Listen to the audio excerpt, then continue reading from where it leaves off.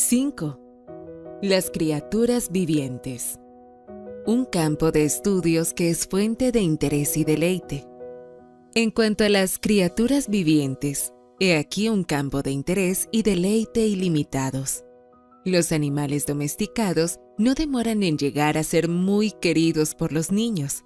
Es el caso de quienes viven demasiado lejos del campo real como para que las ardillas y los conejos salvajes sean más que un sueño de posibles delicias. Pero con seguridad hay un estanque al alcance, ya sea yendo en automóvil o ferrocarril, donde pueden atrapar renacuajos y luego llevarlos a casa en una botella, alimentarlos y observarlos a través de todos sus campos en que las aletas desaparecen, las colas se vuelven cada vez más cortas, hasta que finalmente no hay cola en absoluto, y una pequeña rana bastante perturbadora te mira a la cara. Levante cualquier piedra y encontrará una colonia de hormigas. Siempre se nos ha enseñado a considerar cómo hacen y ser sabias como ellas. Pero ahora, piense en todo lo que Lord Avebury, experto en la materia, nos ha compartido sobre esa conocida hormiga de 12 años que ya conocemos tan bien. Luego están las abejas. Es posible que algunos de nosotros hayamos escuchado al difunto Dean Farrar describir esa clase en la que estuvo presente sobre cómo trabaja la trabajadora abejita. El maestro brillante, pero no hay respuesta de parte de los niños. No estaban en absoluto interesados en las trabajadoras abejitas. Él sospechaba la razón, y al interrogar a la clase, descubrió que nadie de los presentes había visto una abeja. No haber visto nunca una abeja.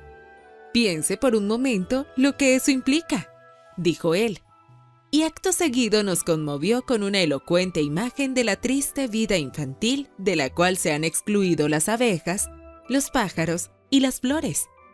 ¿Cuántos niños que no viven en los barrios pobres de Londres y que, sin embargo, no pueden distinguir una abeja de una avispa, o ni siquiera un abejorro de una abeja? Se debe alentar a los niños a que miren.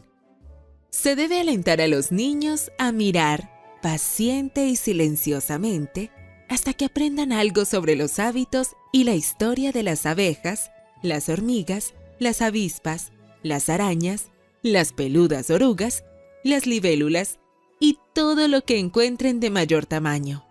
Los animalitos nunca tienen ningún hábito cuando estoy mirando. Se queja una niñita por ahí en un libro de cuentos, pero la culpa es de ella, porque los ávidos y despiertos ojos con los que los niños han sido bendecidos fueron hechos para ver y para observar en detalle lo que hacen las cosas creadas demasiado pequeñas para que las personas mayores puedan observarlas sin ayuda. Las hormigas pueden observarse en el hogar de la siguiente manera. Obtenga 2 piezas de vidrio de 1 pie cuadrado, 3 piezas de vidrio de 11,5 pulgadas de largo y 1 pieza de 11 pulgadas de largo, todas de 1/4 de pulgada de ancho. El vidrio debe cortarse cuidadosamente para que encaje con exactitud. Coloque las 4 piezas de vidrio sobre una de las láminas de vidrio y fíjelas en un cuadrado exacto, dejando una abertura de media pulgada con goma o cualquier buen fijador. Obtenga de un hormiguero unas 12 hormigas. Las hormigas amarillas son las mejores, ya que las rojas tienen una tendencia a la riña. Algunos huevos y una reina. La reina tendrá el doble de tamaño que una hormiga común, por lo que se puede ver fácilmente. Tome un poco de la tierra del hormiguero. Coloque la tierra con las hormigas y los huevos sobre la lámina de vidrio y fije la otra lámina arriba, dejando solo el pequeño agujero en una esquina hecho por la pieza más corta, que debe taparse con un poco de algodón. Las hormigas estarán inquietas durante unas 48 horas, pero luego comenzarán a sentarse y a organizar la tierra. Retire el tapón de lana una vez a la semana y vuélvalo a poner empapado en 2 o 3 gotas de miel. Una vez cada 3 semanas, retire el tapón para colocar unas 10 gotas de agua con una jeringa. No es necesario hacer esto en el invierno mientras las hormigas duermen. Un nido así durará años. Con respecto al horror que algunos niños muestran ante el escarabajo, la araña y el gusano, eso se aprende generalmente de los adultos. Los hijos de Charles Kingsley corrían tras su papá con un delicioso gusano, un sapo encantador, un tierno escarabajo que acarreaban con ternura en ambas manos. Existen, no obstante, verdaderos miedos que no se pueden superar, como el horror por las arañas que tenía el mismo Kingsley. Pero los niños que están acostumbrados a sostener y admirar orugas y escarabajos desde su infancia no darán paso a esos temores. El niño que pasa una hora observando las formas de un nuevo gusano que ha encontrado será un hombre que dejará huella. Que todo lo que descubra al respecto sea ingresado en su diario. Que escriba a su madre, si aún le cuesta escribir, dónde lo encontró, qué está haciendo o parece estar haciendo, el color, la forma, las patas. Algún día se encontrará nuevamente con la criatura y reconocerá la descripción de un viejo amigo. La influencia de la opinión pública en el hogar. Algunos niños nacen naturalistas, con una inclinación heredada, quizás, de un ancestro desconocido. Pero cada niño tiene un interés natural por los seres vivos, lo cual corresponde a los padres alentar, ya que pocos niños son capaces de mantener su postura frente a la opinión pública. Y si ven que las cosas que les interesan son indiferentes o desagradables para los adultos, su placer en ellas desaparece, y ese capítulo del libro de la naturaleza se habrá cerrado para ellos. Es probable que el libro La historia natural de Selborne, obra publicada originalmente en 1789, es un relato de la vida del campo escrito por un apasionado de los clásicos, la poesía y los pájaros, y es tenido como uno de los mejores libros de historia natural que se hayan escrito. Nunca hubiera existido si no hubiera sido porque el padre del autor solía llevar a sus hijos a expediciones diarias de búsqueda donde ninguna cosa en movimiento o crecimiento, ninguna piedrecilla ni roca gigante a millas alrededor de Selborne se escapaba de sus atentas observaciones. De la misma forma, Audubon, el ornitólogo estadounidense, es otro ejemplo de lo que provoca este tipo de instrucción a temprana edad.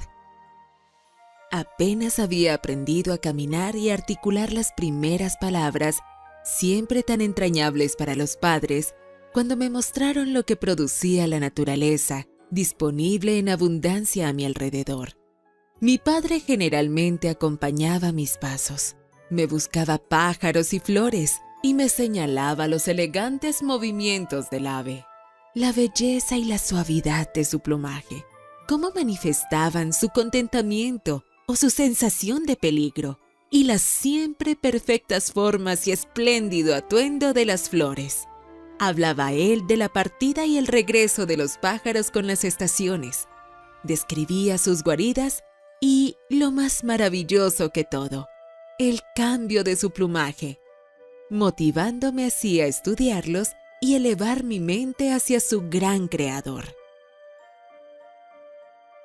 ¿Qué pueden hacer los niños de la ciudad? Los niños de la ciudad pueden disfrutar mucho mirando los gorriones, inteligentes pajaritos y fácilmente amansados a cambio de un puñado de migas de pan, quienes serán sus nuevos amigos afuera. Pero se puede hacer mucho con los gorriones. Un amigo escribe así: ¿has visto al hombre en los jardines de Tuileries que alimenta y habla con docenas de ellos? Se sientan en su sombrero, en sus manos, y se alimentan de sus dedos. Cuando levantan los brazos, todos revolotean, y luego nuevamente se acomodan sobre él y lo rodean. Lo vi llamar a un gorrión desde la distancia por su nombre y no darle la migaja a ninguno más, hasta que Petit Choul, un gorrión de varios colores, llegó a buscar su porción destinada. Pero no pude notar ninguna característica distintiva, y la multitud de gorriones en el camino, en bancos y barandillas, formaron una audiencia muy atenta a la brillante conversación en francés que que los mantuvo en constante movimiento, ya que estaban aquí y allá, invitados a venir a cambio de un bocado tentador. Toda una representación de San Francisco y los pájaros. En referencia a la obra de Giotto, San Francisco predicando a los pájaros, en 1300. El niño que no conoce la complexión corpulenta y el pecho manchado del tordo, el elegante vuelo de la golondrina, el pico amarillo del mirlo, el sonido de la canción que la alondra vierte desde lo alto, es digno de lástima, casi tanto como aquellos niños de Londres que nunca habían visto una abeja. Un encantador conocido, que es fácil de reconocer, es la peluda oruga. El momento propicio para apoderarse de ella es cuando se la ve arrastrando los pies por el suelo con mucha prisa en búsqueda de un lugar tranquilo donde poder recostarse. Póngala en una caja y cubra la caja con una red para que pueda observar sus actividades. La comida no es importante. Ella tiene otras cosas en las cuales pensar. Muy pronto habrá tejido una especie de carpa o hamaca blanca en la que se esconde y a través de la cual se puede mirar la oruga y hasta ver quizás el momento mismo en que su piel se divide, convirtiéndola durante meses en una masa en forma de huevo sin ningún signo de vida. Por fin, el ser vivo dentro se escapa de ese envoltorio y ahí está, la hermosa polilla tigre, agitando sus débiles alas contra la red. La mayoría de los niños de 6 años han probado esta experiencia de naturalista y vale la pena mencionarla solo porque, en lugar de ser simplemente una diversión inofensiva, es un valioso trozo de educación, más útil para el niño que la lectura de todo un libro de historia natural o mucha geografía y latín. El mal de esto radica en que los niños obtienen su conocimiento de la historia natural, igual que todo su conocimiento, de segunda mano. Están tan saciados de maravillas que nada los sorprende, y están tan poco acostumbrados a ver por sí mismos que nada les interesa.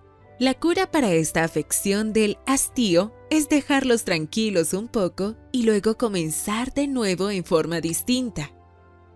Pobres niños, no es culpa suya si no son como debían ser, es decir, almitas curiosas y ávidas, todas anhelantes por explorar tanto de este maravilloso mundo como les sea posible, tal como la ocupación prioritaria de la vida. Ora mejor quien ama más todas las cosas grandes y pequeñas, porque el Dios amante que nos ama, Él las hizo y las ama todas. El conocimiento de la naturaleza es lo más importante para los niños pequeños.